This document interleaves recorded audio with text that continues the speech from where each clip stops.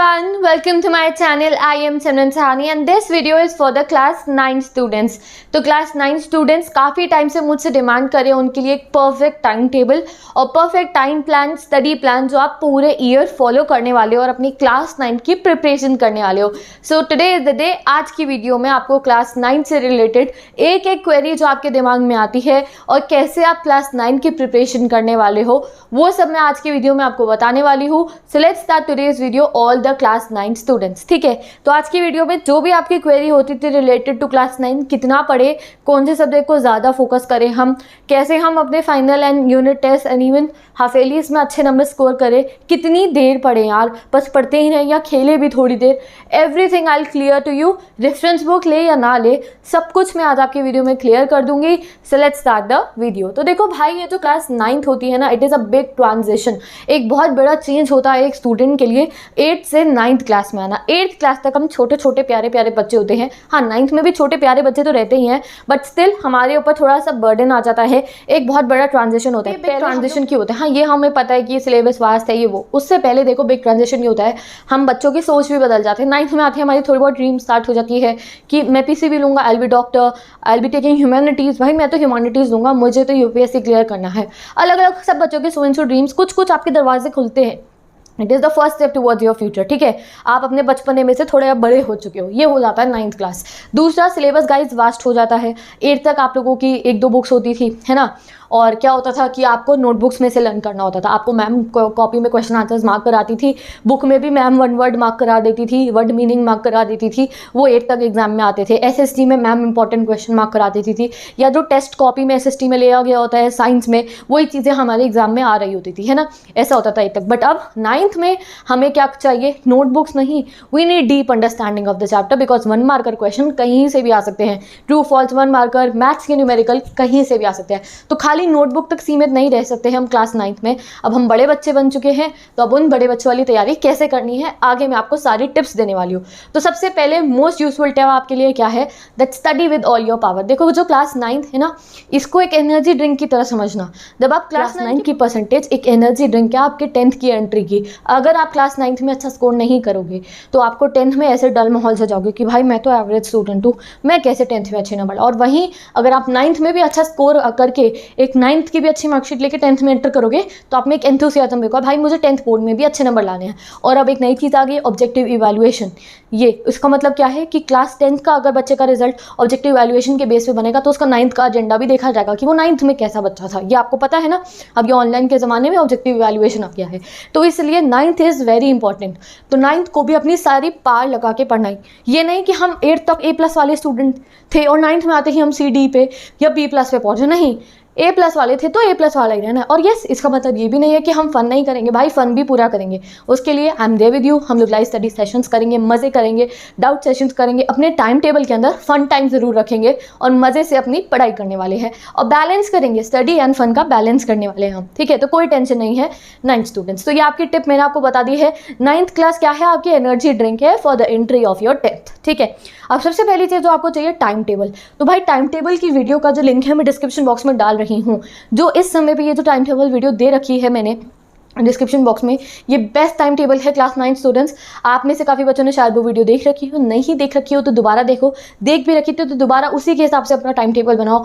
Best है, कोई भी बच्चा फॉलो कर सकता है. So go and watch that video. ठीक है, टाइम टेबल देखो ये होता है कि टाइम टेबल हमें शॉर्ट टर्म और लॉन्ग रन दोनों में हेल्प करता है. शॉर्ट टर्म मतलब कि जो आपके डेली बेसिस पे यूनिट टेस्ट होते हैं उसके लिए भी आपको प्रिपेयर करवाएगा, और जो लॉन्ग रन जो आपके फाइनल एग्जाम्स है उसके लिए भी टाइम टेबल आपको प्रिपेयर करवाता है. जैसे कि आपने अपना स्ट्रक्चर बना रखा है कि यार मुझे रोज़ रेगुलरली 1-1.5 घंटा मैथ्स करनी है, रोज़ रेगुलरली 1-1.5 घंटा साइंस करनी है, और मैं एसएसटी को कब पढ़ूँ. फिर अगर आपको ऐसी कन्फ्यूजन है, या फिर मैं इंग्लिश को कब करा करूँगा, ऐसी कन्फ्यूजन हमें आती है. यार मेरा ट्यूशन का टाइम है 2 से 3 का, 2 से 4 तो मैं ट्यूशन होता हूँ, मैं सेल्फ स्टडी का टाइम कहाँ से निकालूँ. तो उन सब बातों को क्लियर करने के लिए we need a time table. Description box में आपके पास वीडियो गिवन है, you can go and watch it.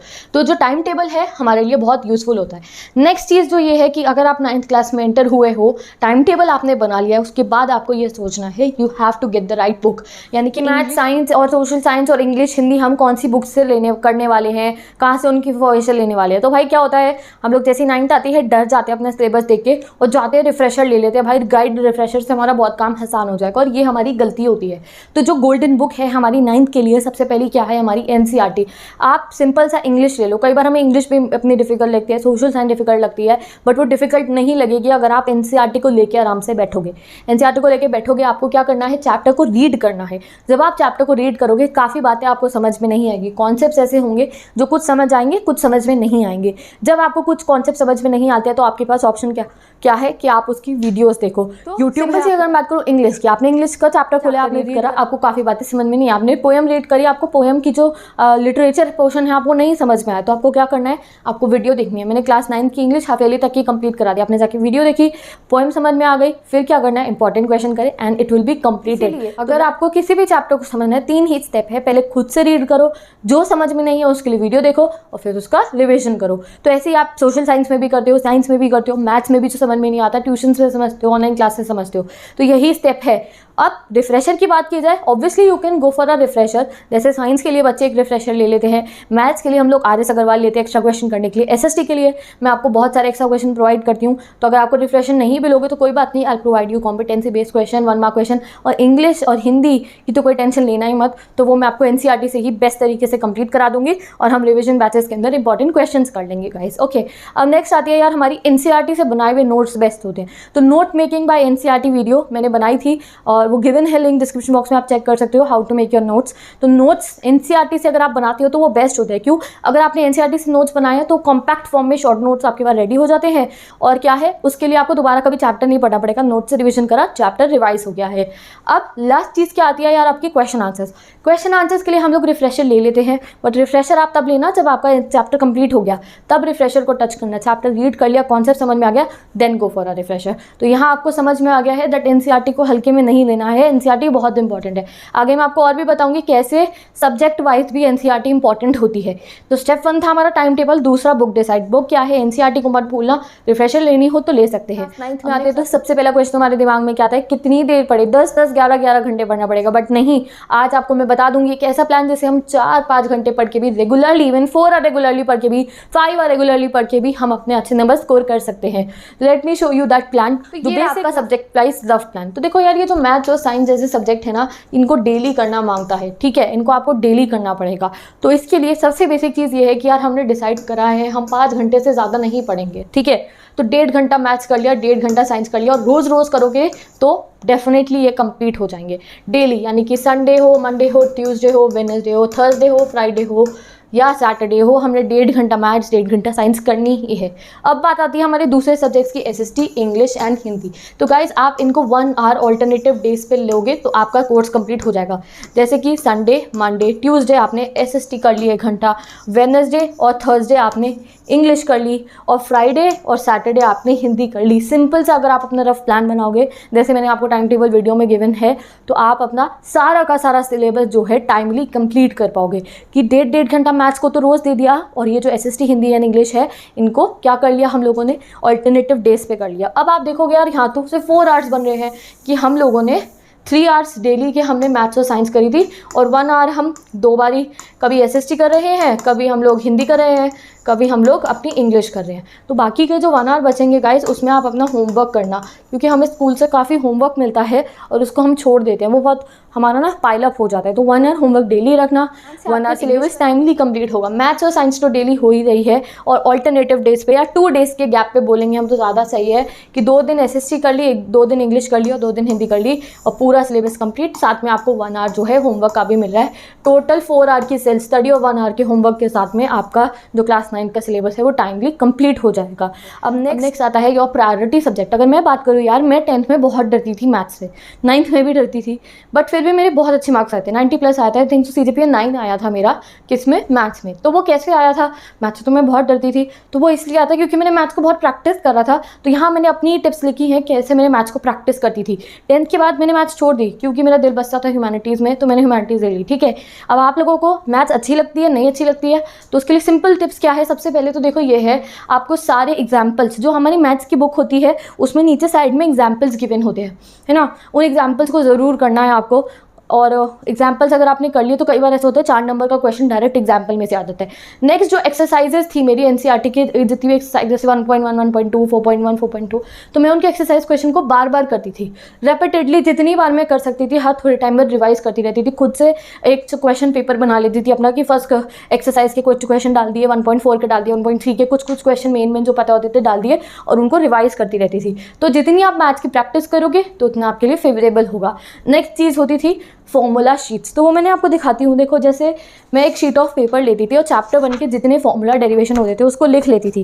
जैसे ऐसे पेपर पे लिख लिया, जितने भी फॉर्मूलाज है डेरिवेशंस है मैं पेपर पे लिख लेती थी और उसको एनसीईआरटी बुक के अंदर ही ऐसे इंसर्ट कर देती थी कि चैप्टर 1 में जो है चैप्टर 1 के फॉर्मूला शीट ऐसे इंसर्ट करके बंद कर देती थी बुक को। चैप्टर 2 है तो चैप्टर 2 की फॉर्मूला शीट बना के चैप्टर 2 में लगा दिया वो वाला पेपर फॉर्मूला और डेरिवेशन को। उससे क्या होता था, क्या है कि जो मेरे डेरिवेशंस के फॉर्मूलाज थे जो एक्सरसाइजेज में लगते थे, यूज़ होते थे, मेरे लॉन्ग टर्म में जाके शिफ्ट हो गए थे। कैसे हो गए थे, जितनी भी थ्योरम्स थी उनको लिख लिया, कोई एक इंपॉर्टेंट क्वेश्चन है उसको लिख लिया और उसको पेपर में इंसर्ट कर दिया। उससे क्या था, सीधा वो लॉन्ग टर्म में जाता था, क्योंकि जब भी यूँ एनसीईआरटी खोलती थी तो हमेशा नज़र उन फॉर्मूलाज पे पढ़ती थी, उनका रिवीजन हो जाता था। तो आप लोग भी फॉर्मूला शीट्स बनाना। लास्ट की बात करो तो मैंने यार IAS अग्रवाल बहुत अच्छे से कंप्लीट करी थी, तो अगर आप लोग भी IAS अग्रवाल कर रहे हो तो अच्छा है, काफ़ी क्वेश्चन आ जाते हैं एग्जाम में उसमें से, ठीक है। तो इस तरीके से आप अपनी मैथ्स की प्रैक्टिस करना। मैथ्स के बाद यार हमारा सेकंड प्रायोरिटी सब्जेक्ट पे आना चाहिए साइंस। साइंस के लिए सिंपल बात बता रही हूँ, जब आपने चैप्टर पढ़ लिया है, वीडियो देखे चैप्टर को समझ लिया है, class 9 bio I be teaching you, तो भाई सबसे बड़ी चीज़ क्या है कि आपने चैप्टर पढ़ लिया समझ लिया है तो उसके इनटेक्स्ट क्वेश्चन जो होते हैं वो आपके लिए बहुत हेल्पफुल है आपके एग्जाम के लिए। हम क्या करते हैं भाई, रिफ्रेशर के क्वेश्चन करते रहते हैं और इनटेक्स्ट नहीं करते हैं। इनटेक्स्ट क्वेश्चन में से डायरेक्ट क्वेश्चन आते हैं हमारे एग्जाम में। रेफरेंस बुक आप डेफिनेटली ले सकते हो, बट ये मत भूलना आप लोग कि न्यूमेरिकल्स ही करते रहो और जो थ्योरी पार्ट है उसको ना करो। जैसे कि बायो पे ध्यान ना दो, फिजिक्स केमिस्ट्री करते रहो, ऑल आर इक्वली इंपॉर्टेंट। तो बैलेंस बना के चलना है साइंस में। नेक्स्ट एक मिस्टेक जो आप क्लास 9th में नहीं करोगे, that is concentration on one subject, यानी कि आप सिर्फ एक ही सब्जेक्ट पे कॉन्सेंट्रेट कर रहे हो। जैसे मैंने आपको प्लान बता दिया कि यार एक दिन में आपने मैथ्स करी है, साइंस करी है, तो 1 घंटा एसएसटी का चैप्टर रीड कर लिया, वीडियो देख ली, समझ लिया, क्वेश्चन आंसर 4 क्वेश्चन लर्न कर लिए बस हिस्ट्री के। तो ये बैलेंस बैठा के चलना, ये नहीं कि हफ्ते भर तक बस मैथ्स ही करते जा रहे हो, मैथ्स ही करते जा रहे हो, बाकी सब्जेक्ट्स को छोड़ दिया है। तो avoid concentration of one subject, हर एक में आपको अच्छे नंबर लेकर आने हैं। एंड नेक्स्ट थिंग इज जो वीकेंड होता है, जैसे सैटरडे संडे है, जब ऑनलाइन क्लास नहीं है, ट्यूशन की छुट्टी है, तो तब आप अपने जो लैगिंग बिहाइंड सब्जेक्ट है उसको ज़्यादा टाइम देना। And last but not the least is you need best wishes कि आप अच्छे तरीके से पढ़ाई कर पाओ, एंजॉय कर पाओ, तो उसके लिए of luck and I am always here to help you. तो with this we are ending this video. तो आज हमने सब कुछ 9 स्टूडेंट्स, अब आपकी कोई भी अगर डिमांड है नेक्स्ट वीडियो की for the class 9 student, tell me down in the comment section. Don't forget to share this video with all your classmates. English की प्लेलिस्ट गिवन है, स्टार्ट स्टडिंग इंग्लिश। कोई क्वेरी है you can tell me down in the comment section. And lastly night owls की एक special video given है description box के अंदर, you can go and watch it. Bye bye, take care and I will meet you.